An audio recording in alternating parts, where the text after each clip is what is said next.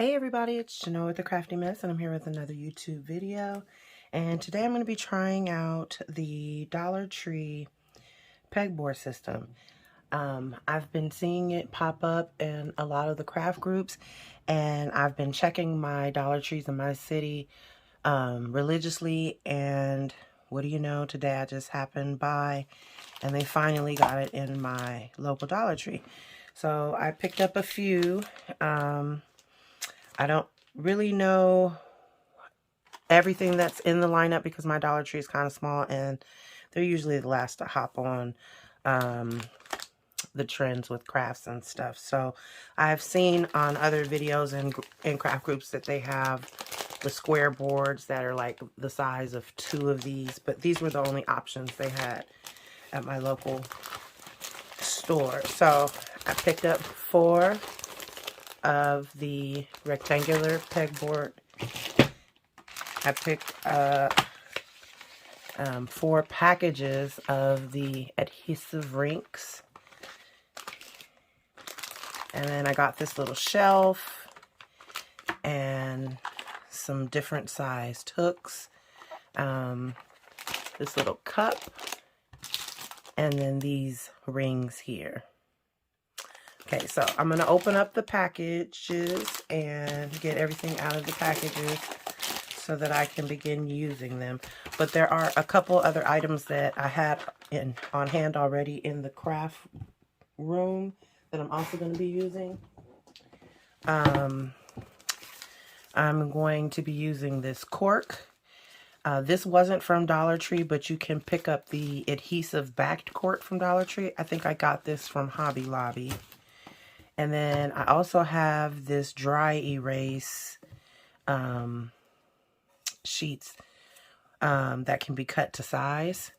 And then this did come from Dollar Tree, but I've had it in the craft room for quite some time. But I got one of these white foam boards. So before we get into the video, if this is your first time joining me, thank you so much. I appreciate having you here. Don't forget to subscribe to the channel and make sure your notification bell's on. If you're returning, thank you so much for coming back. You're the best part of the channel. I appreciate your support. Make sure you guys are hitting the like, sharing with your crafty friends, and leaving a comment below. All right, let's get into it. Okay, so with the exception of these adhesive rinks, I took everything out the packaging and just put them in the little trays. Okay, so I have my foam board here. It's the regular size of the foam board. I didn't cut it down. And then I have my pegboards here. Okay, so since I'm going to try and incorporate the dry erase and the cork as well, I'm just going to figure out where on my board I want these to go.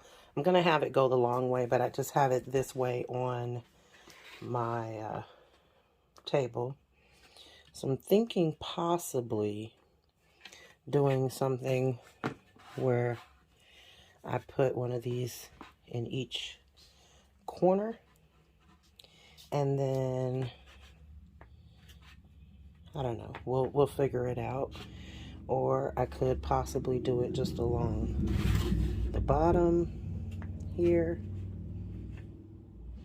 We'll figure out what would be the best way. So because I'm going to be doing it the long ways, this would be my bottom down here.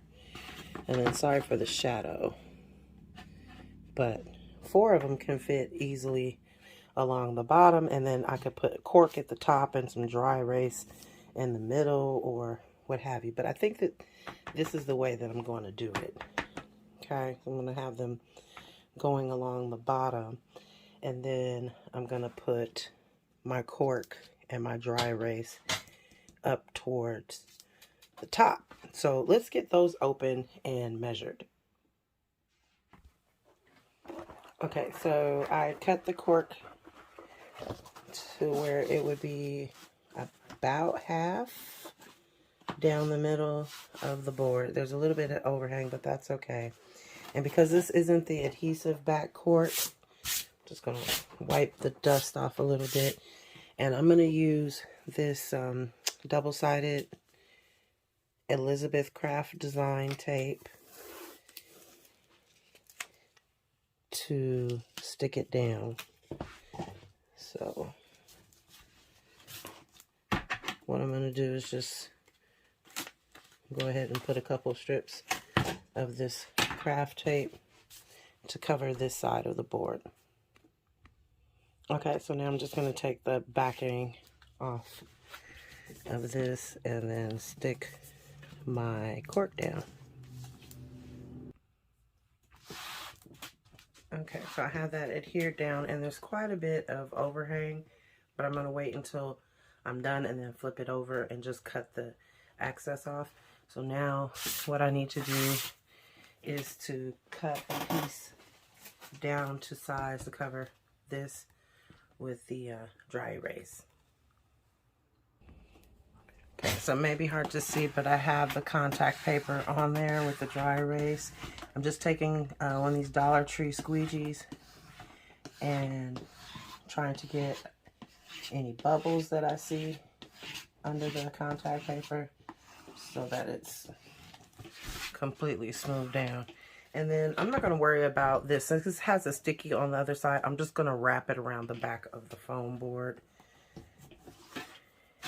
And then we can go ahead and go on to the next step, which is to attach our pegboard system. Because I have my board turned over. On the side that had the dry erase adhesive, I just wrapped the adhesive around the back of the board. Now I'm just going to take my scissors and trim around this cork side until it's all even. Okay, so I finally opened up a packet of the adhesive rings. This is what they look like. And then they have this little adhesive square for mounting.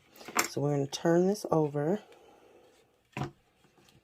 And then what you do is you take one of the rings, and it should just fit right over the circle. And that makes it so that this can be flush with the wall or whatever you're going to be mounting it to.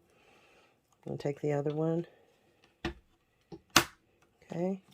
And then what you do is you take these adhesive pads and you put that right there.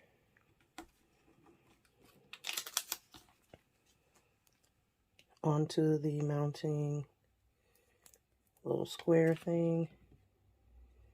Or it has these little holes if you want to do it with nails.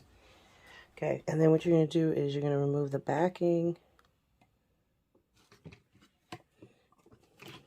Maybe a little hard. Let's see. Okay, I just have one of these little Dollar Tree piercing tools. Let's see if I can loosen up that paper. There we go. They're really super sticky, so they should work really nicely to stick it to this foam board. Okay, and then what I'm going to do is line it up.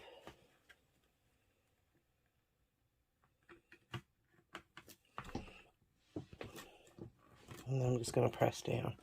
And I'm going to repeat that with all 4 of these pegboards running along the bottom of this. So this is what it's giving without any of the hardware and just mounted on the wall on the foam board.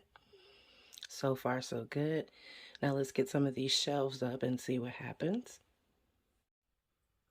Okay, and then this is what it looks like with just a couple of little trinkets on it. I didn't want to overload it because I don't really have it secured to the wall very well.